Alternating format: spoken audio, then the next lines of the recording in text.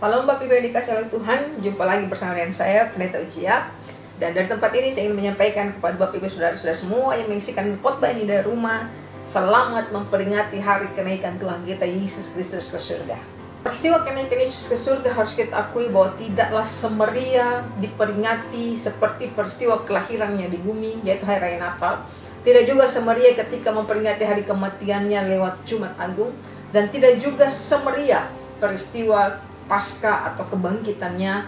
Tapi peristiwa kenaikan ini adalah sebuah paket yang harusnya dirayakan atau diperingati oleh segenap orang Kristen, karena kalau tidak ada kenaikan Yesus ke surga, maka apapun yang dikerjakan oleh Yesus di bumi ini berarti belum disetujui oleh Allah Bapa.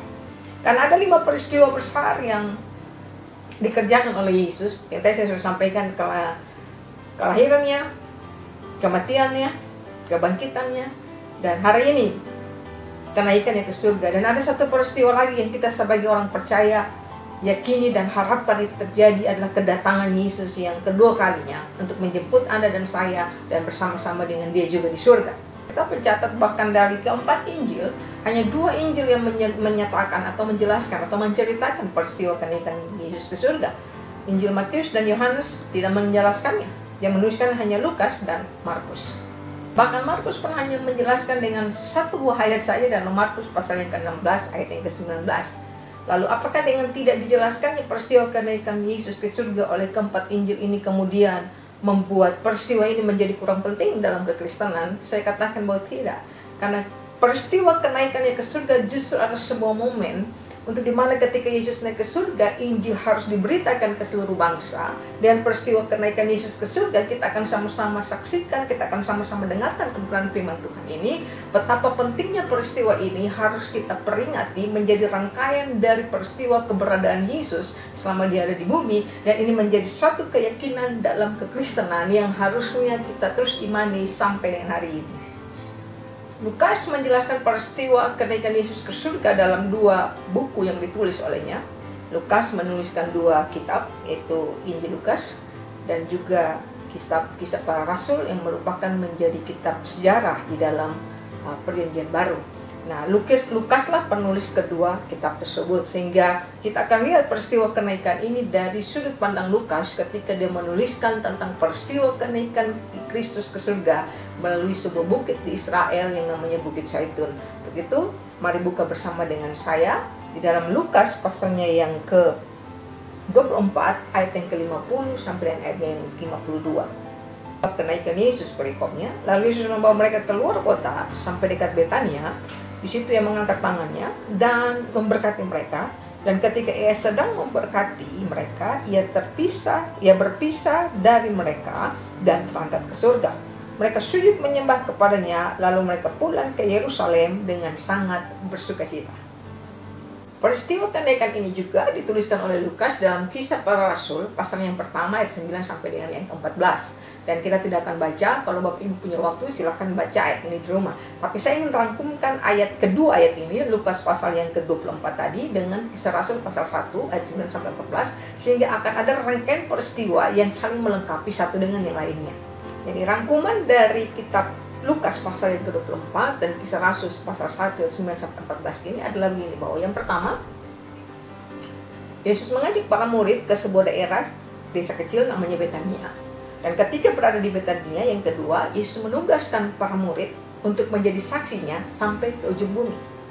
Setelah dia selesai menugaskan para murid untuk menjadi saksi, dia lalu kemudian mengangkat tangannya dan memberkati para murid.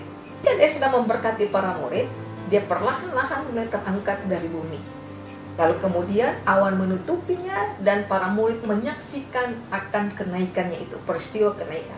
Sementara para murid kebingungan melihat apa yang sedang terjadi, 2 malaikat datang bersamaan. Dan ketika melihat apa yang sedang terjadi itu, para murid lalu menyembah Tuhan.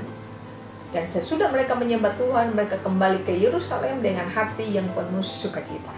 Kira-kira demikian rangkuman dari 2 ayat firman Allah dari Lukas dan versi Kisah Para Rasul yang ingin saya sampaikan kepada Bapak Ibu saudara-saudari semua.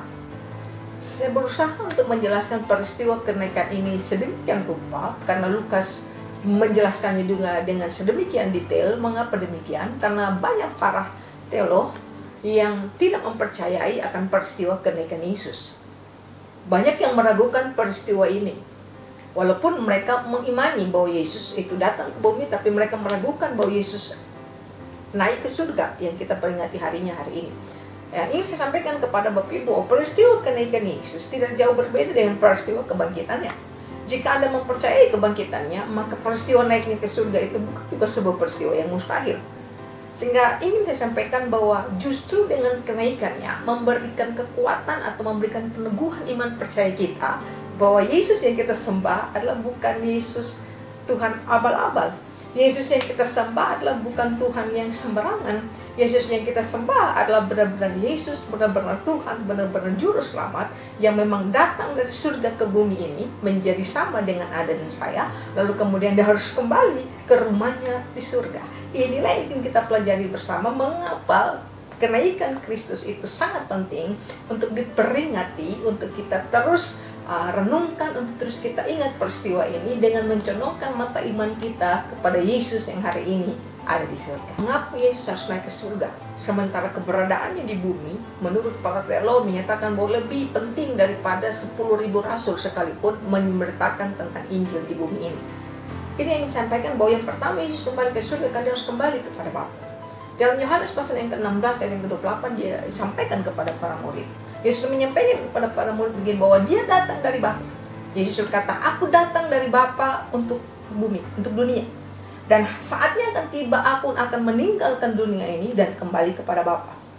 Karena dia bukan berasal dari dunia ini, dia berasal dari Bapa. Maka ketika misinya selesai, misinya diselesaikan dengan sangat sempurna, Bapa menerima semua apa yang dikerjakan oleh Yesus selama di bumi ini, maka waktunya dia untuk went back home, untuk kembali ke rumahnya. Yesus kembali kepada Bapa karena Yesus kemudian memberikan sebuah kesimpulan yang menarik dari seluruh pelayanannya di bumi ini. Dalam Yohanes 16 ayat 28 bilang begini, saya datang dari Bapa untuk masuk dalam dunia, tapi sekarang saya akan kembali meninggalkan dunia ini dan kembali kepada Bapa. Dia menyimpulkan dalam dua kalimat yang menarik itu sebelum dia disalibkan dalam Yohanes pasal yang ke-16 ayat 28. Hari ini menjelaskan mengapa dia harus kembali ke surga dan menyelesaikan semua misinya, dia menyelesaikan semua tugasnya, dia menyelesaikan semua apa yang dibebankan oleh Bapa kepadanya, dan waktunya bagi dia untuk kembali ke surga. Bahkan menarik sekali dalam Yohanes pasal yang ke-20, kisah kebangkitan Yesus ketika Yesus menampakkan dirinya kepada Maria Magdalena. Yesus berkata begini kepada Maria Magdalena, jangan berpegang kepadaku, tapi pergilah sampaikan kepada saudara-saudara bahwa sekarang aku akan pergi kepada Bapakku dan Bapamu, Allahku dan Allahmu. Kita sering mendengarkan khotbah tentang salib yang kosong. Kita mendengarkan khotbah tentang kubur yang kosong kurang lebih 40 hari yang lalu. Tapi kita jarang mendengarkan khotbah tentang dunia atau bumi yang kosong. Salib yang kosong, kenapa? Karena Yesus setelah mati di atas kayu salib harus diturunkan dari salib. Tidak mungkin orang menurunkan orang yang masih hidup dari atas kayu salib pada peristiwa penyaliban. Seseorang harus mati di atas kayu salib dan kemudian diturunkan dan dikuburkan. Dan Yesus ketika mati diturunkan di atas kayu salib menyebabkan salib itu kosong. Itulah sebabnya mengapa banyak orang Kristen memakai simbol salib yang kosong. Tidak ada lagi Yesus di sana. Yesus sudah bangkit. Salibnya kosong. Lalu kemudian kita sering mendengarkan khotbah tentang kubur yang kosong. Kita peringati Paskah itu kurang lebih 40 hari yang lalu, Minggu Paskah. Selama kurang lebih 5 minggu, Yesus ada bersama-sama dengan para murid setelah kebangkitannya. Ketika dia bangkit, kubur itu menjadi kosong. Maria Magdalena menjumpai kubur yang kosong. Petrus menjumpai kubur yang kosong. Thomas menjumpai kubur yang kosong. Sehingga, kenapa kubur itu kosong? Yesus sudah bangkit. Tapi banyak dari kita tidak merenungkan bahwa bumi ini pun kosong ketika Yesus naik ke surga. Bumi kosong karena Yesus harus naik ke surga berjumpa kembali dengan Bapanya. Secara fisik keberadaannya tidak ada lagi di bumi ini.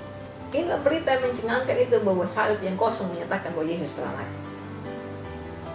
Kubur yang kosong menyatakan bahwa Yesus telah bangkit. Dan bumi atau dunia yang kosong menyatakan bahwa Yesus telah naik surga untuk bertemu dengan Bapaknya. Ini poin yang pertama, mengapa Yesus harus naik ke surga, untuk berjumpa, untuk bertemu kembali dengan Bapaknya. Yang kedua, peristiwa apa yang diajarkan dari peringatan kenaikan Yesus ke surga Yang saya sampaikan kepada Bapak Ibu Saudara semua bahwa ini mengajarkan kepada kita bahwa harapan kita, pandangan mata kita, iman kita tidak harus tertuju di dunia ini. Kita harus menunjukkan semuanya itu kepada Yesus yang sekarang ada di surga. Artinya bahwa Bapak mau bahwa pikiran-pikiran kita, harapan-harapan kita, kerinduan-kerinduan kita tidak lagi berpusat kepada keberadaan di bumi ini. Tapi bagaimana semua itu kita pusatkan sekarang kepada pandangan di dunia yang akan datang. Itu sebabnya dalam Filipi pasal 3 ayat yang ke-20 dikatakan bahwa kewarganegaraan kita bukan warga negara bumi ini. Kewarganegaraan kita adalah warga negara kerajaan surga. Oleh karena kita semua adalah pendatang di bumi ini, oleh karena kita semua pelancong di bumi ini, maka kita tidak boleh menambatkan hati kita di bumi ini. Tapi kita harus senantiasa merindukan rumah kita yang ada di surga. Itulah sebabnya Yesus harus kembali naik ke surga, supaya kita semua terus menaruh harapan kita bahwa Yesus ada di surga, karena di sanalah rumah kita. Maka kita yang ada di bumi ini yang hari ini penuh dengan berbagai penderitaan, penuh dengan berbagai persoalan kehidupan, penuh dengan berbagai masalah. Mari saya ingin sampaikan kepada Bapak Ibu Saudara-saudara semua bahwa semuanya itu akan selesai di bumi ini, karena bukan di sini tempat kita. Maka jangan berharap terhadap sesuatu yang fana di bumi ini. Jangan pautkan hatimu, lekatkan hatimu kepada perkara-perkara di bumi ini. Makanya Kolose bilang begini, senantiasa pikirkan perkara-perkara di atas. Kenapa perkara-perkara di atas? Karena ada Yesus yang sudah naik ke surga, yang ada di atas sana. Mengarahkan pandangan ke atas ini mengingatkan akan sebuah cerita tentang seorang anak yang bermain layangan ketika musim panas datang. Ketika bermain layangan, maka harus ada angin. Dan ketika dia main layangannya, dibuang layangannya, dia berusaha mendapatkan angin, dan layangan ini semakin lama semakin tinggi. Karena benangnya cukup panjang, maka layangannya anak ini terus naik sampai pada titik yang tidak terlihat. Ketika sudah tidak terlihat lagi oleh mata telanjang, karena tinggi sekali, lalu seorang bertanya kepada anak itu, bagaimana kamu tahu bahwa layangan itu masih ada di atas sana? Engkau terus tarik-tarik tapi tidak terlihat. Lalu si anak ini menjawab bahwa karena saya memang tidak melihat, tapi layangan ini terus menarik pandangan saya untuk melihatnya di atas sana. Jadi sekalipun saya tidak lihat, tapi benangnya ini tertarik terus. Dan ini yang saya yakini bahwa layangan itu masih ada di atas sana.